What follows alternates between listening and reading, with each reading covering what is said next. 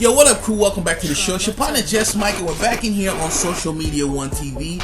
And yeah, man, we're talking about Meek Mill right now. All right, we're talking about Meek Mill and him basically ending all beefs, feud situations. I mean, whether you're talking about him and Drake, AR-Ab, OBH, even Safaree to a lesser extent, right? Now, basically, he posted this on social media. Now, this was a post and delete, by the way, and it was pretty lengthy, so I'm not going to read the whole thing. But if you guys want to read the whole thing, feel free, pause the video for yourself, do some reading, whip out your reading glasses, and you can get the gist of it. But basically, to sum it up, he's basically saying they're only focusing on getting money and making a better situation for themselves. You know, he has no time to get in these fake rap beefs or them some real situations over Drake, especially not over Drake, right? He's not gonna lose any money getting into any situations over Drake, right? He's talking about the whole AR-Ab situation, you know, them going back and forth and stuff over a Drake endorsement. He's not doing that. He's leaving that alone. And any fake rap beef. So he's talking about Safaree, he's talking about Drake too. He's not entertaining any of it, because at the end of the day, he's focusing on making a better way for himself and his people and trying to get out. And he says, listen, if you're gonna do rap, but you can't do rap and be in the streets at the same time. Pick a lane and go with it, right? And so I kind of understand what he's saying, man. And so if you ask me, man, I kind of agree with this. I mean, he even took the official diss off of the Dream Chasers SoundCloud. So I guess it's real, man.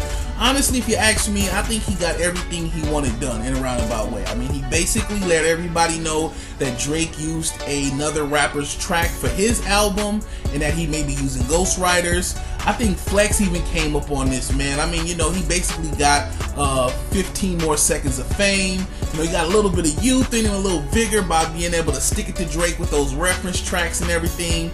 And even when you talk about Quint Miller, I mean, this guy basically went from being a nobody, basically Drake's lyrical mistress, you know, and nobody knowing about him, to actually having some fans and a following, and actually him probably gonna come up now that, if you're reading this, his two latest platinum. I mean, the residual checks might be crazy.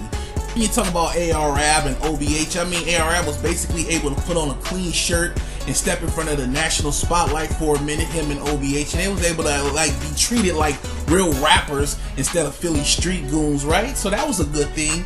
Also, Charlemagne, right? Charlemagne got 6 bottles of Don P from Drake, right?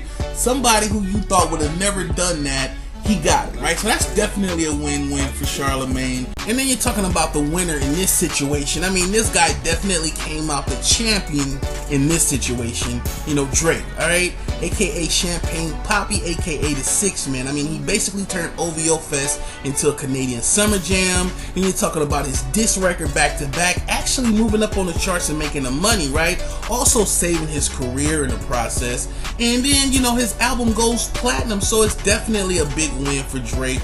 Definitely a big win for Drake. I think everybody pulls something away from this. You get a W, you get a W, you get a small W, you get a few L's and a W.